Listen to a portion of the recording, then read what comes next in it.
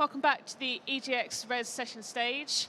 Next up, we have Jonny Hopper, former Lionhead and Media Molecule developer, talking about how to build your growing indie studio. Take it away.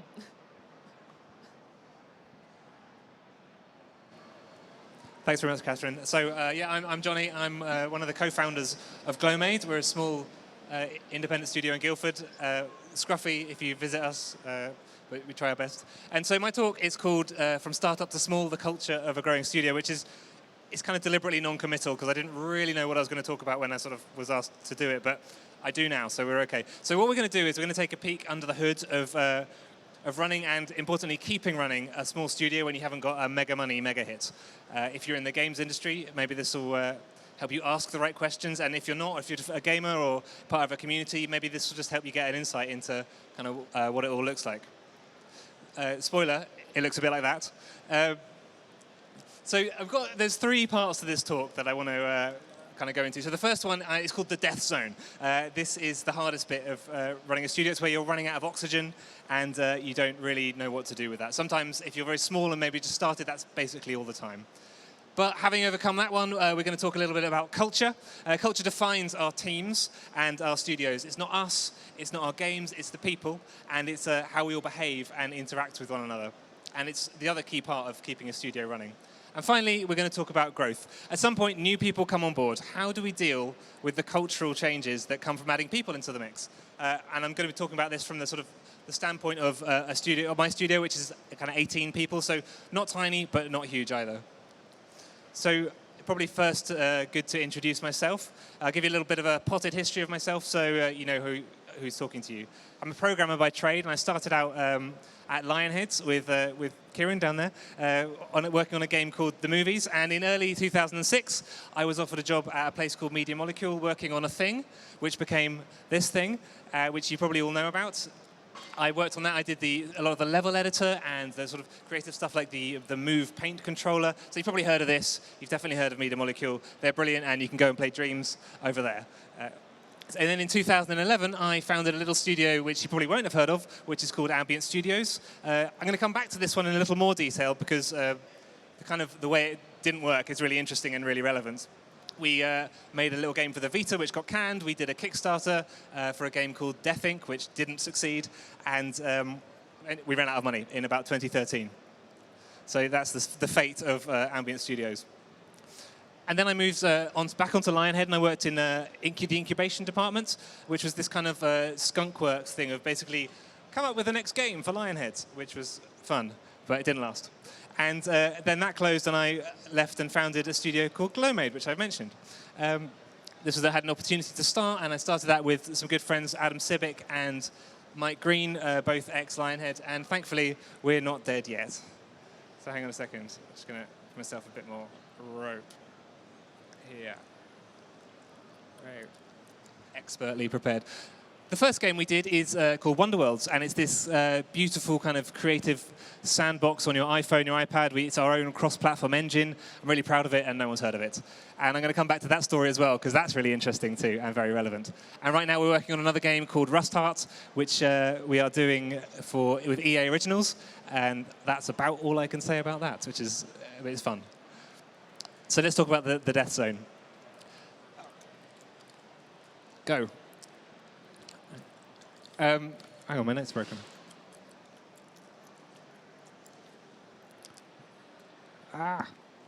Total disaster, because I can't see what I'm supposed to be saying.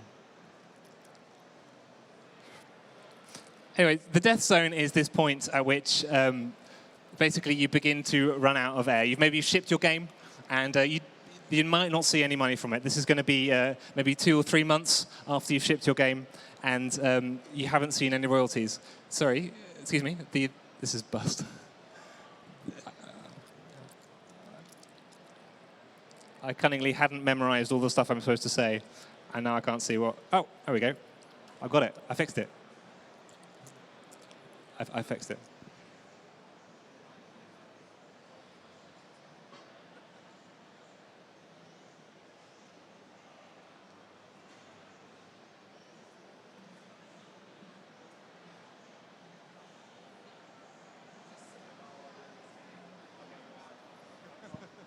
Okay, I'm going to wing it slightly because PowerPoint is rubbish, as we all know. So what I want to talk about here is this almost failure, this part of where you are running a studio without that kind of bright, glorious redemption story. It's this almost but not quite failure that most of us live in sort of independent games, where you just keep to get bodding along and you just get to keep making the things you love.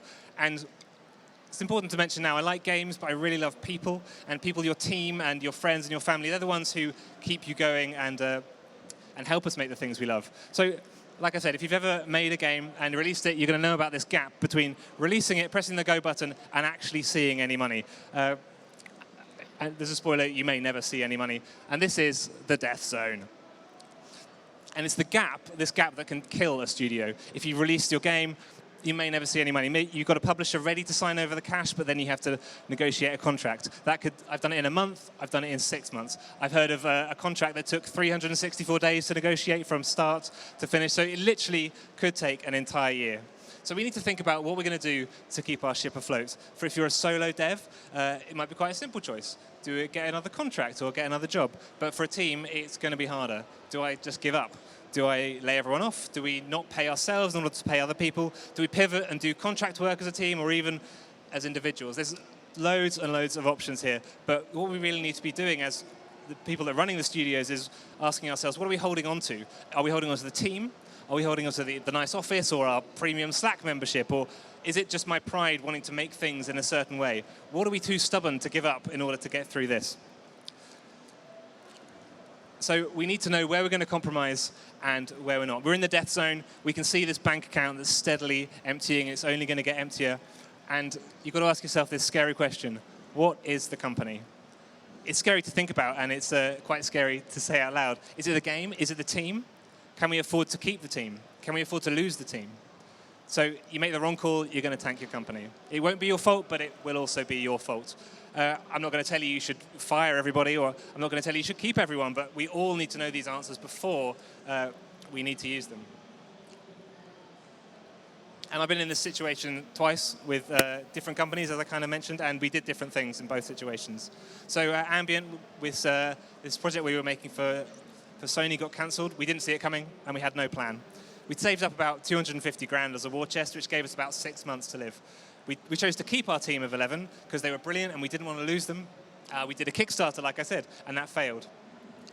So Keanu, what are you going to do?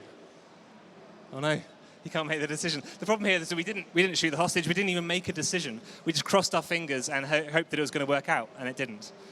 We, as directors, chose not to pay ourselves for a few months so we could pay the team in order to avoid having to do that difficult thing of letting people go.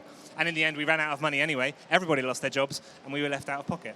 And so one of the team, who was still a friend of mine, he said, "Oh, Johnny, you should have just laid us off straight away, and you probably could have made it." And I think he was probably right. Keanu's still not quite sure. And so now we're in 2016, and we're in Glowmade this time. So we got some investor startup money, and we spent it all. And we hadn't managed to find any more. At the last moment, the deal we were working on kind of fell through. So we were left properly in the lurch. So at this point, we stood in front of our team, did the different thing to Ambient, and I stood in front of the team of like 4 or 5 people. I think it was 7 or 8 total. We knew we were going to run out of money at the end of the next month, and we wanted to treat people right. So we said, well, we can't pay you after this month, so this is your notice period, I'm really sorry. And it kind of occurred to me that like we literally laid everybody off, and I hadn't really kind of made that connection until I was writing this talk. But the interesting thing, and what was really surprising to us, was that most of them said no. They said, let's give it a go, we really like it here, we love what we're doing, let's give it another month, we'll give you a month to try and rescue things. And that is exactly how Wonderworlds came about. I was emailing everyone I knew asking for contract work, like, can you put this programmer here, can you give this artist a bit of work just to get the money in to keep the lights on. And we had some red lines there as well. I needed to find enough contract work for our team members, but I wanted them to remain part of our team. I didn't want 2 people disappearing to London or to like Croydon or something for a month or 2. And then I emailed a friend of mine, a guy called Raoul, who runs Tequila Works, and I said, oh, do you need a hand finishing Rhyme at the time? And he said, well, we don't have any work, but we have some money. Should we publish your game? And 4 weeks later, we had a publishing deal. So it was like this incredibly chancy, serendipitous thing. But so what happened here? Well, we had the good fortune to have somebody like Raoul who said, have a publishing contract for your stuff. But we also had the good fortune to have a team that were in the position to be able to give us their time and actually want to do that. And I didn't really recognize at the time what this was a reflection of. So yeah, spoiler, it was culture. This is the good stuff. This is the stuff that can really help you and your team get through the lean times. So culture is a set of customs, traditions, and values. And it's tempting to think that our studio or team culture is like the fun, non-work, human stuff that we do, like monthly drinks or board games or whatever. But actually, culture is basically everything. This means the fact that I sometimes sing when I'm working is part of the culture, or that my producers pointed out I always go and get snacks at 4 o'clock in the afternoon. That's part of the culture. Or the fact that you do schedule your work or you don't schedule your work, or the way you crunch or don't crunch. All of those things are part of your culture. And culture just happens. Oh, hello. I forgot I put that one in. That's nice. Culture, it's unavoidable. It doesn't happen by accident. Even with that Wonderworld's lay off everyone story, it wasn't an accident that they wanted to stay. We'd been working really hard at making the company a good place to be. I was interviewing somebody fairly recently, and we were talking about culture, about the way we work and share and give feedback. And he said, well, how did you get that? Did it just happen? And we were like, oh, yeah, you know, just like, well, we're just really nice people or whatever. But actually, we thought about it, and I realized it wasn't an action, it was intentional. We do work at it. And we have to reinforce things like giving and receiving candid feedback. Quality trumps speed. Schedule your own time and look after your own well-being. We kind of made those explicit decisions in order for this culture thing to happen. So values are one of the important things that we spent a lot of time figuring out. When you're running a studio, you need to know what your values are. They should be concrete things, and they should form a line in the sand. Does this decision X support value Y? So I'm going to run you through what the Glowmade values are, so you can kind of see where we're at. So there's got 3 headline values. This is on the website. We made it public, so anybody can actually look. There's three main bullet points that articulate what we mean in our culture. So they're a bit fluffy, but hopefully they'll make some sense. So the first one is we nurture. And this represents the present. Where are we now? And the sort of sub-bullet points of that are staff are cared for, empowered, encouraged and grown. Games are cared for, encouraged and grown. Good games need time and love. And we want a culture of respect and shared ownership. The studio is ours. Every voice is valid. There's no importance hierarchy. The second bullet point, we fulfill. And this represents the future. Where are we going? We're fulfilling the promise and the potential of our team with an expectation of excellence. We want to remove glass ceilings. The team is challenged but not pigeonholed. And we want to grow leaders from within. And the third one, we are brave. How do we get from the now to the future? We want to push boundaries, not shying away from hard decisions. We want to operate outside of our comfort zone to improve ourselves. And we are open and candid with constructive feedback. So this is like our company constitution. It says who we are and what we're aspiring towards. It's not only just a statement of what we expect from the team, but also what the team should expect from us as leaders. And it means we're accountable. The team should be able to call us out if they don't think we're meeting these values. And it should actually tell a prospective employee what they can expect if they came to work for us. And there's one thing I wanted to add to this, that we have this other thing that's written down in our company handbook, and we call it the obligation to dissent. If you don't like a decision that's made, you have an obligation to tell us about it, to speak up and make your feelings heard. So imagine your team, or the team you're working in, I mean this respectfully, as a amorphous blob, like a jelly or something. Everyone likes jelly. So each time someone arrives on the team or leaves the team, this blob changes shape or color or consistency. And it's always kind of pulsing and moving like a kind of weird alien. But it's a unique shape, and that's the shape of your studio. There's no other shapes, no other studios like that. And this culture matters even when there's only 3 people in the room. We set the tone. And believe it or not, we can make the decisions now about what the studio is going to look like in the future. And this stuff matters even if you're an entirely remote studio. And you need to make these decisions.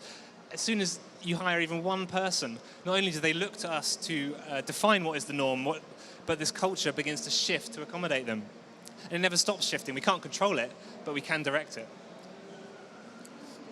So in a seamless segue, let's move from the amorphous jelly blob to the food chain. We've all had bosses or maybe friends who say, oh, I don't expect everyone to work like me, or there's so much on my shoulders. And I'm not going to talk about crunch this time, you'll be relieved to hear, but like this is how it starts, because it's a cop-out. We set the tone as leaders of, and everyone sees us working late or whatever, and they expect that, well, that's what I've got to do to succeed. This is what success looks like, and this is what is expected of me. And this is classic actions speak louder than words. You know, let's pretend we're an employee in a game studio, which maybe you are. got a boss who likes to work late or maybe at the weekends, but tells everyone else not to. So as the employee, I can do kind of one or two things. I can follow what the boss is doing and feel part of it and feel successful, or I can listen to what the boss is saying, go home, do life, be with my family or whatever.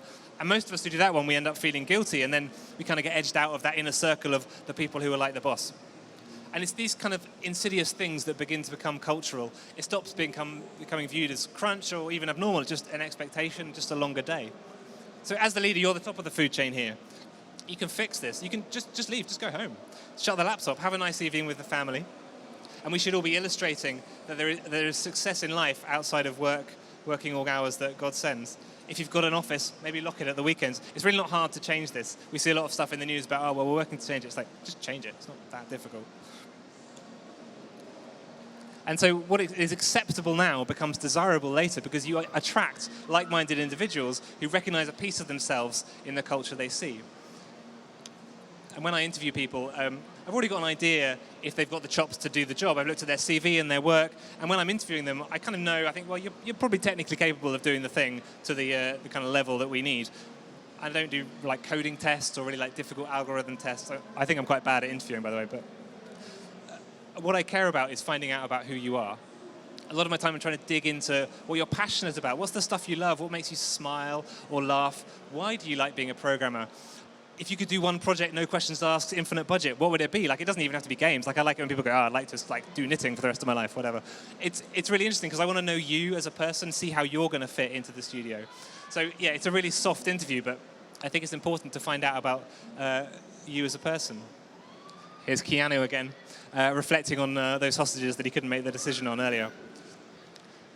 What is the point of all this stuff I'm kind of rabbiting on about? Well, most of us didn't start a studio because we wanted an easy job. We started it because we had a vision and we couldn't not try to execute it. So for me, there's two kind of primary goals in running a studio. One is kind of obviously make really cool games. And the second is easier to ignore, but it's make a cool place.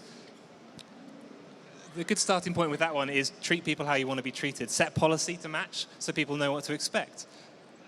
The job I do is less important than my family. The job you provide is less important than that person's life or their well-being.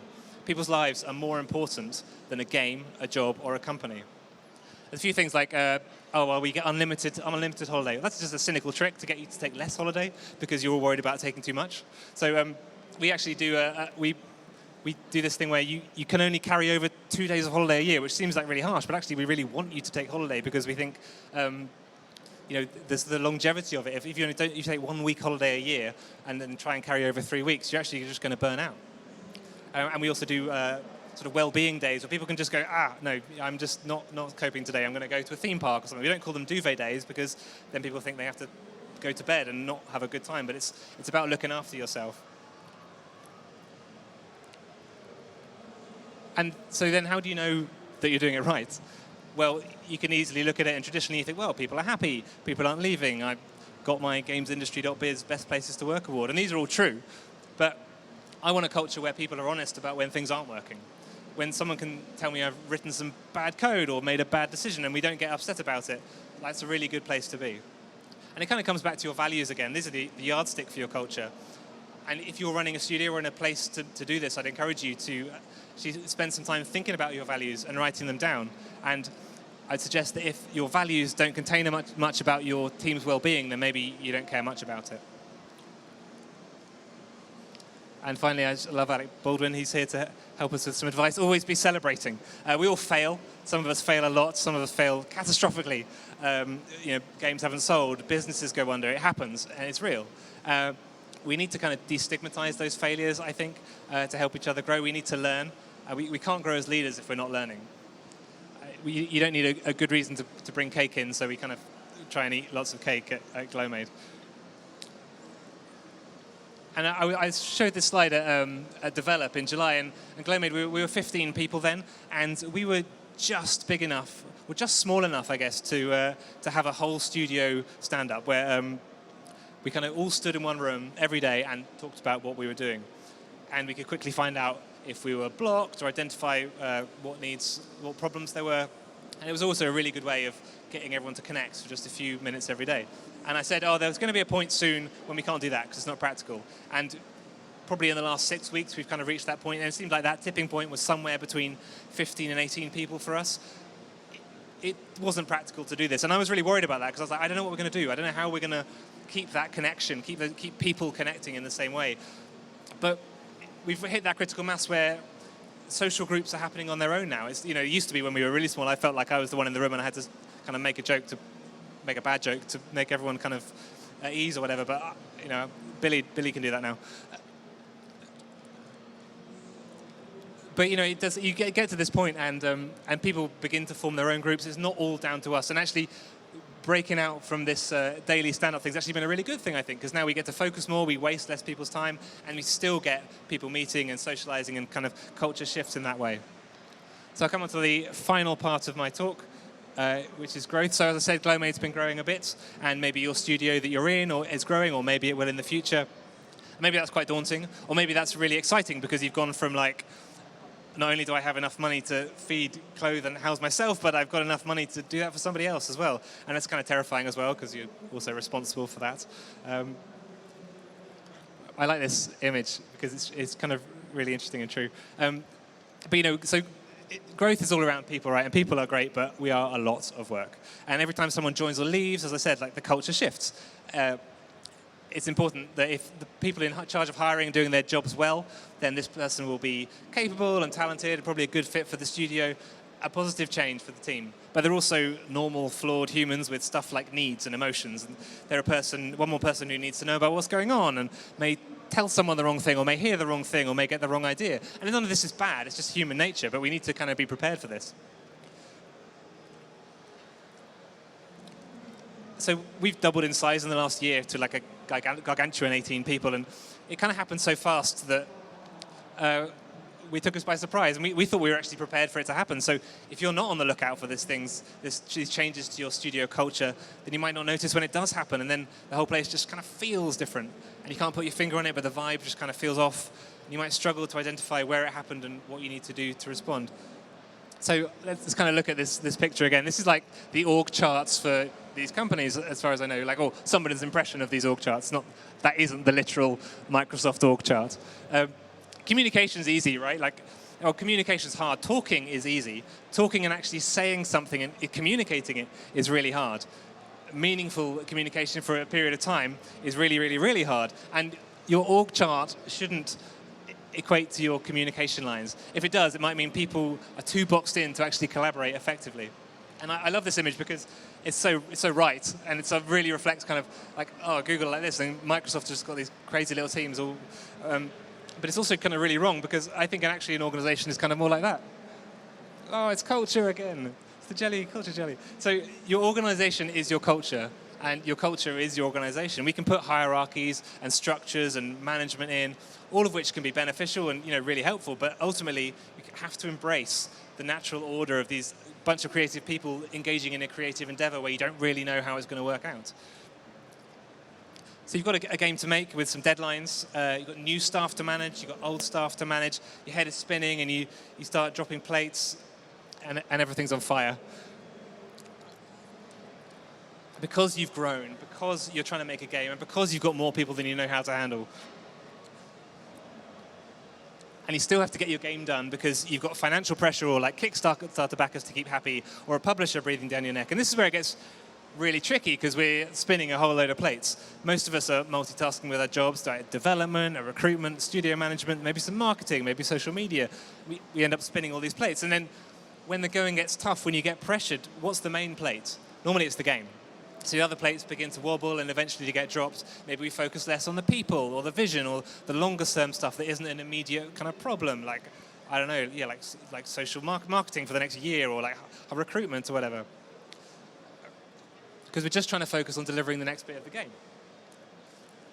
So at some point, we begin dropping plates, and this is the point at which we need to take a step back. And this is kind of super relevant, because I reached this point a few weeks ago.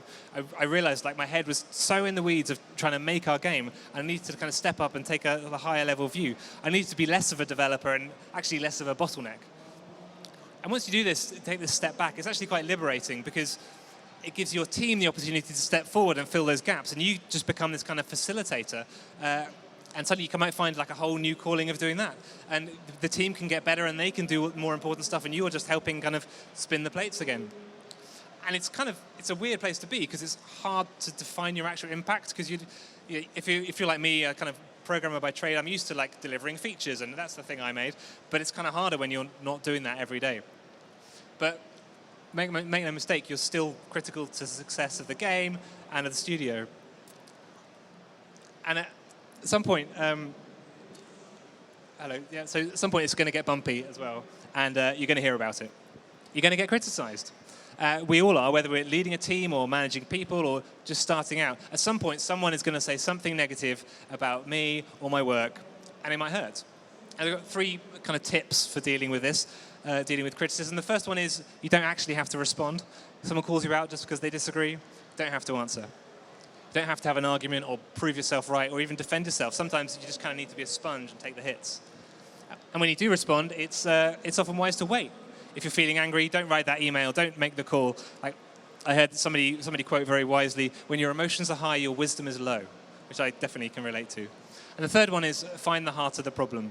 This one's really critical. So many times, the expressed problem is just like someone's way of articulating the actual issue. You know, there's a classic one where EA, who are publishing our game, they were playing our game, as it's classic, it's not that classic, it's classic for us. They were playing the game, and they were looking at this menu and like making some choices, and we realized they were playing this entire game through this little menu that was kind of like a tiny bit of the screen. And they were like, oh, maybe, don't think the menu's really working. Maybe you could change it to be a radial menu. And we were like, oh, yeah, okay, maybe that's a good idea. And then we actually just got rid of the menu and changed the entire thing. The point was not the menu. It was that they were articulating this problem of, like, the game wasn't fun, basically. It is fun. Please don't watch this, EA. So yeah, to try and find the heart of the problem. There's lots of different types of feedback. We all know about the feedback sandwich. Good thing, bad thing, good thing. You can have the open top sandwich, which is just like good thing, and then the bad thing, or sometimes you just get the filling, which is just whatever. The problem is with the feedback sandwich, it's such an old trope that everyone knows you're doing it. You come into a meeting and say, oh, I really like your work, but everyone knows what's going to happen here. And sometimes giving people negative feedback is hard. I'm not good at it. I really attach quite a lot of emotion to it, and I'm worried about how people are going to feel, how they're going to feel about me, how they're going to feel about the studio. What if I say this one thing and then they leave? But we need to try and detach ourselves from that emotion, because actually people are normally quite responsive to constructive, candid feedback. We need to look at the work, not the person. There's a great book which I love and often talk about, which is called Creativity Inc. by Ed Catmull. If you haven't read it, I really recommend you read it. He ran Pixar, and he basically invented computer graphics. He talks a lot about favoring candor over honesty. He says candor builds up, it doesn't destroy. Any successful feedback system is built on empathy, because we're all in this together. So what you need to do is you need to get rid of your own ego. If you're a team lead or a studio lead, this isn't your game anymore. You're a facilitator. It might be true that without you there is no game, but also without the team there's no game. You're here to help them and build them up, and as such that will make your game better as well. And all of this is kind of pointless if the whole thing goes tits up as soon as you release the game and run out of money. So I talked about the death zone. If you want to avoid it, you need to be planning now, even if you're fully set up with a funding project and it seems like it's a long time away. You can't rest on your laurels. You never know what's around the corner. So we might know about VGTR, which is an entire kind of separate talk, and sensible use of funds, but we need to begin planning for that. So you need to, as a leader, we need to be keeping our heads up and looking beyond our next milestone, beyond just getting the game out the door. So there's a few questions that you might want to ask. How do you keep your studio feeling like the studio you want it to be? How do you grow at the appropriate rate to support the project? Not too slow so that the whole team is overstretched, but not too fast so that your funds are overstretched. What's the next game? What's the next project? And how are you going to get that to a point where when you need it, crucially when you need the money for it, it's kind of ready to go? There's nothing more dangerous to future success than current success, because it's so easy to think that we've made it and just sit back and just chill out. But I found that by attempting to plan for the future, we actually focus better on the now, on ourselves and on our time management. We need to be actively seeking out time to plan stuff that isn't firefighting or feature delivery, and this is really, really hard. The immediate things always hold so much more weight in our minds than the soft stuff of the future. But it gives us an opportunity to reflect and pause. What do we need to shift around to get this particular bit of the game moving forward, or maybe that next project moving forward? What are the risks that we need to take, and are they worth taking? and really, really importantly, how can I not be the bottleneck anymore? And that's kind of all I have to say about that. I managed to fit it into half an hour by speaking really fast. Thanks very much. If anybody's got any questions. Time for some questions. If anyone has any, I'll run to you with a microphone.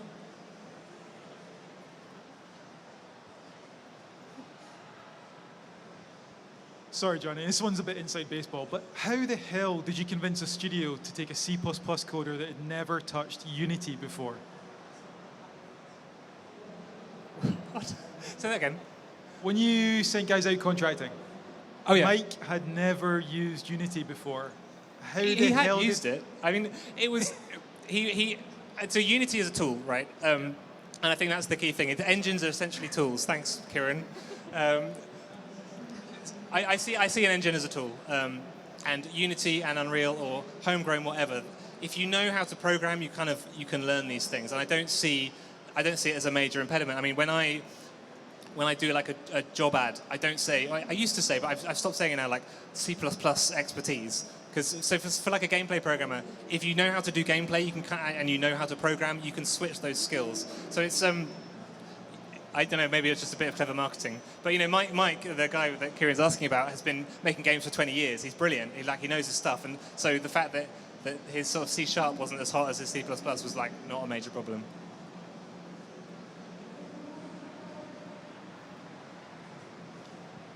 Hi, yeah, I'd like to just ask you a bit more about something you said earlier about the obligation to dissent. Yeah. Does that mean like an inbuilt devil's advocate in every meeting? I'm not quite sure what you meant along those lines. I guess it's a pithy phrase I heard, but I quite like it. The idea is that if I want to hear when people disagree with decisions that have been made. I don't want people to just kind of quietly go along with stuff, gradually getting more and more cross. And like if we say, okay, we're going to I don't know, like I can't think of a good example, but like we're going to start this second project. We're going to, and you know, somebody might privately think that is an awful idea because we're having enough problems with our other project. Like, what are you doing? This is just, you know, I want to hear that. I don't want, because what happens is people talk. They naturally talk, and so you get this person going, I think this is a bad idea, and someone else goes, yeah, I think it's a bad idea as well. And so and these kind of things can just kind of fester and grow. And actually, we can't solve, as sort of studio leaders, we can't solve problems that we don't know about. So the important thing is I want these problems to kind of to rise up, or these issues. And you know, I want to hear when, you know, maybe we don't always make the right decision as well. Like most decisions, like you can wheel back from them. So if you know suddenly everyone's like, that is an awful decision. What are you doing? What are you thinking? Then that gives us a point of sort of reflecting and thinking, well, have we really made the right decision? If like literally everybody involved in it thinks it's a bad decision, should we change our minds? And you know, you need to have a certain amount of humility with that as well, because you're going to get people telling you that you're wrong. But I think that's a good thing. Does that help? One right at the back.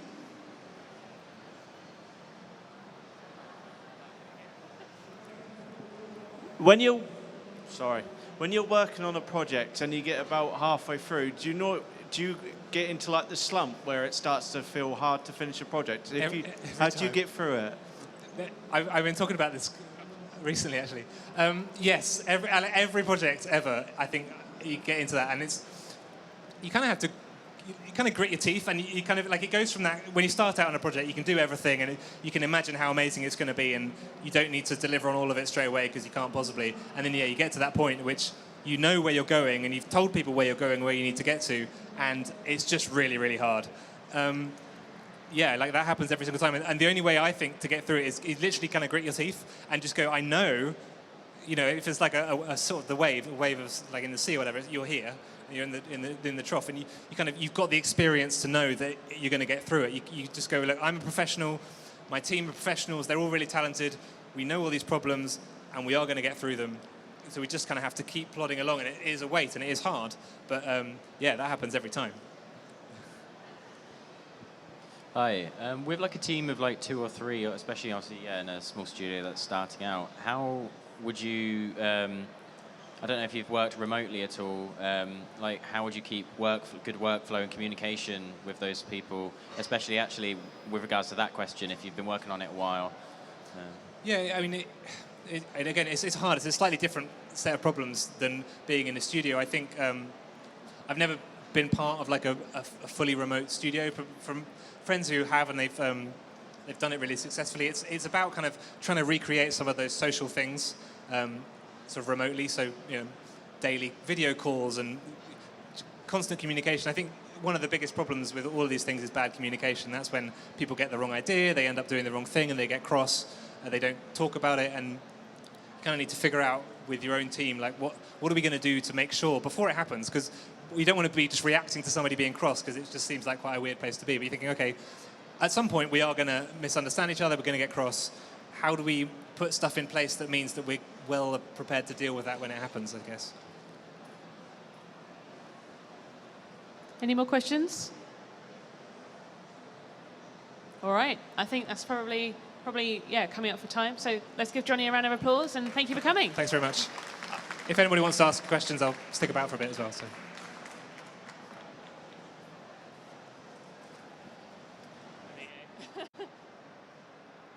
Apologies for technical issues.